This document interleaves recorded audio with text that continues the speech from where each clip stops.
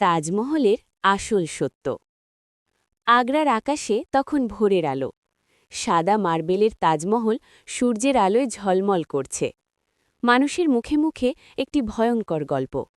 তাজমহল বানানোর পর নাকি শ্রমিকদের হাত কেটে ফেলা হয়েছিল। এই কথা শুনে বৃদ্ধ কারিগর রহিম মুচকি হাসলেন। তিনি বললেন, বাবা, আমি নিজে সেই কাজের একজন ছিলাম।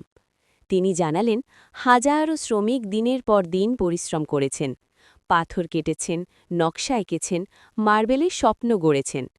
কাজ শেষে কেউ হাত হারাননি, বরং পেয়েছিলেন মজুরি, সম্মান আর ইতিহাসে জায়গা। রহিম আঙুল তুলে তাজমহলের দিকে তাকিয়ে বললেন, এই সৌন্দর্য ভয়ের গল্পে নয়, মানুষের শ্রমে তৈরি। সেই দিন থেকে ছেলেটি বুঝে গেল, সব গল্প সত্য হয় না, কিন্তু সত্য সবসময় ইতিহাসেই থাকে।